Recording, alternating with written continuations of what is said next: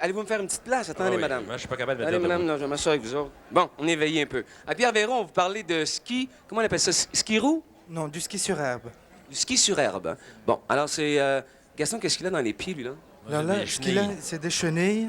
C'est un modèle qui est plus particulier, disons, aux gens qui font de la compétition ou même aux débutants. Et le modèle que j'ai, moi, ici, au pied, c'est un ski roue Oui. qu'on utilise exactement sur une pente de environ 15 degrés à 20 degrés. C'est tout nouveau, je pense, au Canada, en Amérique, en tout cas. C'est complètement nouveau au Canada. Et on s'en sert énormément pour le pré-ski, on s'en sert énormément pour la compétition. Ça remplit Pardon? les hôpitaux aussi.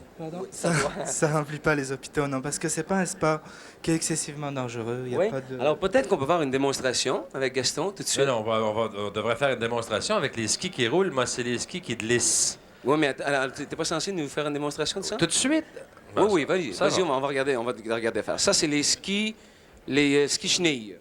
Les skis chenilles. C'était inventé dans quel pays? Les skis chenilles viennent d'Allemagne. Ça existe déjà depuis environ 5 ans. Il y a déjà un circuit européen également. Et circuit européen, il y a même des gens connus du ski comme Gustavo Toni, Daniel Auger, etc. Ces gens-là qui s'entraînent avec. Est-ce que ça a été fait d'abord pour les professionnels du ski qui veulent faire du ski, qui veulent skier à l'année longue, là, ça? C'est ça. Ça a été fait à leur intention et puis surtout aussi au grand public. Les gens qui sont des fervents du ski aiment faire du ski à l'année. Puis justement, Alors là, on va voir le saut de la mort de Gaston. Vas-y, vas-tu descendre ça? Es-tu capable? Est-ce quelqu'un qui veut l'arrêter, là, au bout de la piste? Bon, vas-y, un roulement de tambour, hein, un roulement de tambour, avec. Bon. Eh oui, mais là, faut pas que tu descendes ça comme ça. Vas-y. Alors vous voyez, je pense que Gaston est quand même un débutant puis il se tient relativement bien debout dessus. Gaston, mais est-ce que c'est difficile à faire? Oui, c'est difficile? De reculons, c'est difficile parce qu'on a essayé du reculons. C'est très, très bon, ça, par exemple. Est-ce qu'il y a combien... Ça vient tout juste de sortir ici, là? Ça vient juste de sortir. On peut le pratiquer dans certains centres de ski des Laurentides, et notamment à Belle-Neige, où le petit bar est ouvert. Et présentement, on a des gens qui viennent tous les samedis, tous les dimanches faire du ski sur les pentes. Alors vous voyez, Alors, on disait que c'était pas dangereux. c'est pas dangereux. Il n'y a pas du tout de jambes cassées ni de bras cassés. Oui, mais quand même, on peut pas traîner son tapis avec soi comme ça. Gaston est tombé sur un tapis, mais si quelqu'un tombe sur une pente assez raide, ça peut être dangereux quand même.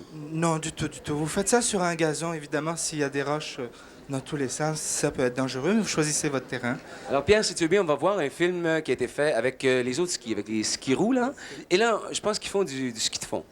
Exactement. Vous voyez là sur la photo, là, on remarque l'aisance et la facilité des mouvements et même la position du skieur qui est absolument naturelle. Les différents mouvements qu'on voit, mais c'est des mouvements que l'on retrouve dans le ski.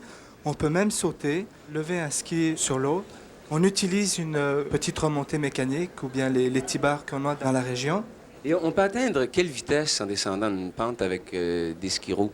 Disons, avec le ski roue, on peut atteindre une vitesse de 25 à 30 000 à l'heure. À ce moment-là, en compétition dans le slalom géant. Parce que, comme je vous le mentionnais, il y a des compétitions de ski chenille pour le slalom et du ski roue pour le slalom géant. Vous devez avoir des façons de tomber aussi, des manières pour pas se blesser trop. Quand vous avez des skis courts sur la neige, vous vous faites pas mal parce que le ski est court. Alors là, c'est la même chose. Le ski est court. Vous n'avez même pas besoin de fixation de sécurité à cause de la longueur des skis. On remarque vraiment l'aisance du skieur et puis la position naturelle du skieur. C'est ce qui est important et c'est ce qui en fait aussi la popularité puis la facilité. Ça pèse combien, ça, à peu près, là? Ça pèse environ 5 à 6 livres peut-être, puis les autres à peu près le même poids. Moi, je dirais que c'est merveilleux, par exemple, pour faire du ski de fond. Pas cela, non. Vous avez un autre modèle pour le ski de fond, c'est-à-dire 2 petites roues en arrière, une roue en avant, et qui, au moment de la motion du ski de fond, vous empêche de reculer. C'est un modèle complètement à part que celui-là. Mais c'est un excellent entraînement pour le ski puis en préparation de l'hiver. C'est ça pour les gens qui veulent se préparer pour l'hiver, pour la saison, la grande saison de ski. Puis il n'y a pas uniquement vraiment, on parlait des experts, on parlait de slalom géant, etc. Même les débutants peuvent commencer avec ça. Ils arrivent sur la neige, contact sur la neige, puis ils savent déjà... C'est quand même assez lourd, ça. Il reste qu'avec la chenille, là. Puis il faut être assez souple aussi pour le faire. Oui, absolument. C'est comme en ski, vous savez, si vous êtes raide, si vous êtes tendu, l'exercice est beaucoup moins facile à faire. Je comprends pas, mais qu'on met une vraie bottine, c'est la bottine pour des skis alpins, quand on pourrait mettre une bottine plus légère, la bottine des skis de fond, par exemple. D'abord, c'est du ski de descente. Hein? Alors, si vous n'avez pas un maintien de la cheville, là, vous risquez de vous faire mal. comme en ski sur neige, du ski alpin, c'est la même chose. Vous avez des chaussures qui sont plus ou moins rigides, qui vous maintiennent la cheville, qui vous permettent d'effectuer les mouvements avec une plus grande aisance. Je pense que le ski sur herbe a été mis à l'épreuve cet été, hein, dans le Nord, dans les cantons de l'Est. C'est ça, dans les cantons de l'Est, puis surtout dans les Laurentides. Est-ce qu'il y a eu beaucoup d'adeptes, beaucoup de gens qui sont essayés? Pas mal, et puis l'impression est très très bonne. On a beaucoup de gens qui viennent, qui sont curieux, puis qui réussissent assez bien d'ailleurs. On part du sommet de la pente, puis pour arriver jusqu'en bas. Vous reconnaissez un gars qui fait du ski l'hiver, vous le reconnaissez.